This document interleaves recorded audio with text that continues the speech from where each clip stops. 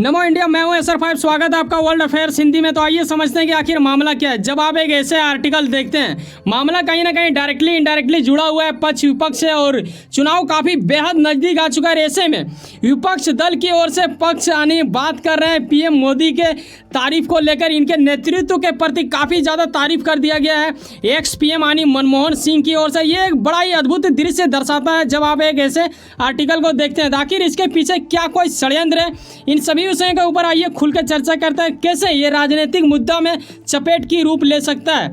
सवाल आपके हृदय में ये जरूर आ रहा होगा कि विपक्ष दल कांग्रेस के पूर्व प्रधानमंत्री मनमोहन सिंह ने बीजेपी नेता मोदी का तारीफ आखिर किया क्यों? इसके पीछे क्या हो सकता है? क्या ये कूटनीति चाल है या फिर उनकी कुछ सच्चाई झलकता नजर आ रहा है? ये पप्पू यानी राहुल गांधी के लिए कितना बेहद हद तक नुकसानदायक साबित होगा, क्योंकि आपको यकीनन पता होगा कि पप्पू का भी हालात क्या है। तो आइए समझते हैं कि वर्ल्ड अफेयर्स हिंदी आगे स्टेप में हमें क्या समझाने के लिए बढ़ाता है आगे एक कदम। तो यहाँ दूसरे स्टेप में ये देखते हो कि अभी आपने बीते कुछ ही दिन पहले देखा कि 9 से लेके 10 सितंबर यानी बीते दिन G20 कंप्लीट कर लिया गया। और ऐसे विषय में ये एक ऐसा पल था जहां इंडिया यानी भारत की ओर से इतिहास रच देने की स्थिति उत्पन्न कर दी गई है, और एक बार फिर से पूरे विश्व में डंका पीट देने का हालात उत्पन्न किया गया है। और ऐसे में कोई शक वाली बात नहीं है कि इसमें पीएम मोदी का कितना बड़ा योगदान है। और सवाल ये आपके मन में जरूर आ रहा होगा कि आखिर इन्होंने अभी ऐसा क्यों बोला, इसके पीछे कहानी क्या है, ये बताइए। देखो, शुरुआती दौर से समझते हैं।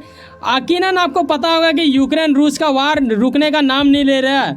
ऐसे विषय में एक्स पीएम की ओर से भी यह स्पष्ट कराया गया कि इनके बारे में कुछ इन्होंने बातें रखा, जिसे आप यहाँ पे ये देखते हो कि रूस यूक्रेन युद्ध में भारत रुख को उचित ठहराते हुए कहा कि देखो, भारत ना शांति के पूर्व, मतलब देखो यार, ये तो हमेशा हमारे पूर्वजों से ही रहा है। हम लोग हमेशा लड़ाई झगड़ा बढ़ाते नहीं, हमेशा शांत और कंट्रोल करने की कोशिश करते हैं, यही जिद्दोजहद प्रयास में रहते हैं। ऐसे में संप्रभुता का भी जिक्र किया गया, प्राथमिकता देकर बिल्कुल ठीक काम किया गया है, ऐसा कुछ बोला गया एक्स पीएम की ओर से यानी मनमोहन सिंह की ओर से। जो कि आपको पता होगा कि भाई साहब इन्होंने अपना करीब 10 साल बिताया है प्रधानमंत्री के रूप में, और काफ़ी दिग्गज नेता माने जाते हैं। इनके शासक काल में बहुत ही अच्छा कार्य भी हुआ है। हाँ, कुछ लोग इन्हें कहते हैं कि बड़ा ही शांत स्वभाव था, इन्हें नियंत्रण किया जाता था कांग्रेस की ओर से, वो एक अलग बात है। हम उसके बारे में जिक्र नहीं करेंगे, क्योंकि यहाँ हमें जानना है इस मुद्दे के ऊपर, तो फिर उसमें जाएंगे तो मज़ा नहीं लगेगा। हालांकि अलग स्टेप में मैं आपको बताऊँगा। तो यहाँ रूस का इन्होंने जिक्र क्यों किया? क्या यहाँ पे पीएम मोदी की ओर से इनके प्रति कुछ किया गया? उन्होंने चाइना का भी जिक्र किया गया था। और ऐसे विषय में मैं बता देना चाहूँगा कि भाई साहब बड़े ही चालाकी से इसमें षड्यंत्र रचते हुए नहीं, बिल्कुल स्पष्टता देते हुए पीएम मोदी की ओर से यानी भारत की ओर से एक बड़ा ही अद्भुत चीज़ किया गया। वो ये है कि इसे दरकिनार रखते हुए हम लोग यह समझने की बेहद कोशिश करेंगे। देखो, आपके मन में ये सवाल जरूर आ रहा होगा ना, क्योंकि ये देखो, कांग्रेस का नेता वो है, अभी इन लोग इंडिया गठबंधन नाम का बनाया है, गठबंधन। और ऐसे विषय में इनका काफ़ी जिद्दोजहद प्रयास है, हर प्रयास से इन लोग बीजेपी को तोड़ने की कोशिश कर रहा है। ऐसे में इन्हीं के नेता की ओर से उनका तारीफ होना ये थोड़ा अद्भुत दृश्य को लाता है कहीं ना कहीं, और ऐसे में हमें काफ़ी हलचल मचा देता है, चर्चा में आ जाता है। जैसे कि मैंने आपको बताया ना पीछे कि G20, इस वजह से ये मुद्दा ज़्यादा भी गर्म नहीं हुआ, लेकिन अब ये ख़त्म हो चुका है ना। अब देखो, न्यूज़ में आपको यही देखने को मिलेगा, काफ़ी ज़्यादा चर्चा हो रहा है इसके बारे में। यह भी समझना पड़ेगा कि जिस प्रकार उन्होंने पीछे बताया ना रूस यूक्रेन को लेके, ऐसे में पीएम मोदी की ओर से बड़े ही चालाकी से भारत का कुछ ऐसा प्रस्ताव रहा ना, जिसमें हम पुतिन जी को भी खुश रख लिए, ठीक है, इन्हें नाराज़ होने नहीं दिए, क्योंकि ये अगर नाराज़ होते हैं तो हमें घोषणा पत्र में दिक्कत हो सकता था, क्योंकि इन्होंने पहले ही बोल दिया था कि अगर ऐसा कुछ हुआ जिस प्रकार इंडोनेशिया में बीते साल में जब किया गया था होस्ट इंडोनेशिया की ओर से, क्योंकि इस बार हम ही लोग कर रहे हैं, तो इन्हें आपत्ति का सामना करना पड़ा था, काफ़ी ज़्यादा दिक्कतों का सामना करना पड़ा पुतिन को, क्योंकि हर वो देश वहाँ पे बैठ के उन्हीं के बारे में जिक्र कर रहे थे। यूक्रेन का सभी लोग तारीफ कर रहे थे और पुतिन का रूस का खिलाफ में हर कोई बोल रहा था। ऐसे में जब इंडिया में यही मुद्दा उठा तो हम लोगों ने बड़े ही चालाकी से कुछ अलग करके दिखाया। हाँ, ये सच है कि घोषणा हम लोग जब किए, घोषणा पत्र बनाया गया भारत की ओर से, तो ये जरूर रखा गया कि परमाणु हथियारों के प्रति धमकी अगर कोई देता है तो इसे स्वीकार नहीं की जाएगी, यानी अस्वीकार्य होगा ये। और ये एक अच्छी बात है ना, 20 देशों के लिए एक बड़ा ही महत्वपूर्ण वाला बात था, इसीलिए ये कर दिया गया। और ऐसा कुछ स्टेटमेंट के जरिए भी आ चुका है, कई सारे न्यूज़ इसके ऊपर लिख दिया है, तो आप जाके देख भी सकते हो। यहाँ पर मैंने आपको ये दिखा दिया। और बीते कुछ ही दिन पहले नहीं भाई, कल ही मैंने आपको बताया कि कैसे इंडिया ने करीब 7 देशों को अपने साथ जोड़ के एक ऐसा चीज़ कर दिया गया है जिसे चाइना बर्दाश्त नहीं कर सकता है। चाइना का बुरा हाल हो चुका है, इसलिए क्योंकि India middle east Europe economic corridor का घोषणा कर दिया गया है। ये अब जल्द से जल्द 60 दिनों के अंदर ये तैयारी कर ली जाएगी शुरुआत करने का।